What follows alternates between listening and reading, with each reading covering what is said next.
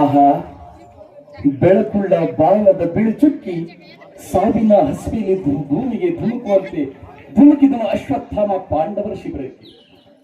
ಆದರೆ ಪಾಂಡವರ ಬಾಳಿನ ಹಿನ್ನೆಲೆಯವಳು ಝಳಪಿಸಿತು ದೈವೀಯ ಶಕ್ತಿಯ ರಸದಾಟದಲ್ಲಿ ತನ್ನ ಕಸುವ ಕಳೆದುಕೊಳ್ಳುವನು ಆ ಅಶ್ವತ್ಥಾಮ.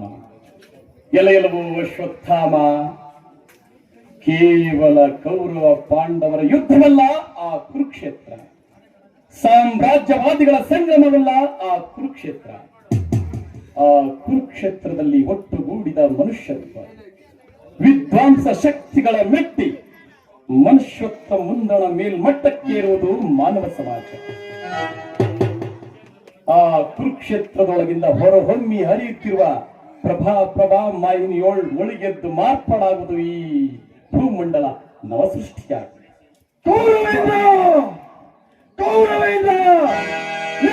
ಪಾಂಡವ ಪೃಥ್ವಿ ಎಲೆಯಲವೋ ಅಶ್ವತ್ಥಾಮ, ಬ್ರಹ್ಮ ವಿದ್ಯೆಯನ್ನು ಬಲ್ಲವನಾಗಿ ಬಿಲ್ ವಿದ್ಯೆಯಿಂದ ಬಿಲ್ ವಾಳುವಾಗಿ ಹರದ ವರದಾನದಿಂದ ಉಳಿಗೊಂಡ ನೀನು ಸತ್ವಶಾಲಿ, ಬ್ರಹ್ಮ ಕ್ಷಾತ್ರ ರುಚಿರ ದ್ವಂದ್ವಮಾಲಿ. ಆದರೆ ಒಮ್ಮೆಲೆ ಹಿಂಸೆಗಿಳದ ನಿನ್ನ ಮನಸ್ಸಿಗೆ ಮಿಂಚಲಾರದು ಹಿಂಸೆಗಳ ತತ್ವದರ್ಶನ. ಪಾಂಡವ ಪೃಥ್ವಿ, ನಿನ್ನ ಗರ್ಭಸ್ಥ ಪಂಡಕ್ಕೂ ಪ್ರಾಯ.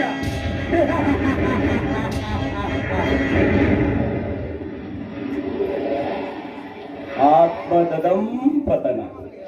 ಅಶ್ವತ್ಥಾಮನೆ, ಜನಿವಾರದಿಂದ ನಾಮಧಾರಿ ಬ್ರಾಹ್ಮಣನಾದಿಲ್ವೋ, ಭಸ್ಮದಿಂದ ಸೋಗಿನ ಶಿವಭಕ್ತನಾದಿಲ್ವೋ, ಸ್ವಾರ್ಥಕ್ಕೆ ಸಿರಿಗುಡಿಯ ಕಟ್ಟಿ ಪಾಂಡವ ಪೃಥ್ವಿ,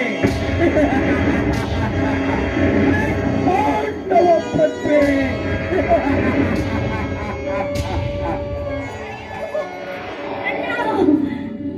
ಕೇಳಿಸಿದುವೆ ಕಣ್ಣ ಕಠೋರ ಶಬ್ದಗಳು. ಅಯ್ಯೋ ಕೃಷ್ಣ, ಭೂಮಿಗೂ ಬಾನಕ್ಕೂ ಏಕಾಗಿ ನಿಂತಿರುವ ನೆತ್ತರೊಡಿಯ ಬಾಯಿಂದ ಹೊರಬಿದ್ದ ಶಬ್ದಗಳು, ಗರಿಗೆದರಿ ಭೂಮಿಗೆ ರಗುವ ಗಂಡು ಬೇರುಂಡ ರೆಕ್ಕೆಗಳ ಸಪ್ಪಳವೋ ಅಣ್ಣ. ಏನಾದರ ಏನಂತೆ ದಿಟ ತಾನೆ, ಘರತಿಯ ಗಾಂಭೀರ್ಯದೆಡೆಗೆ ಗಂಜಿಗೆ ಏತರದು.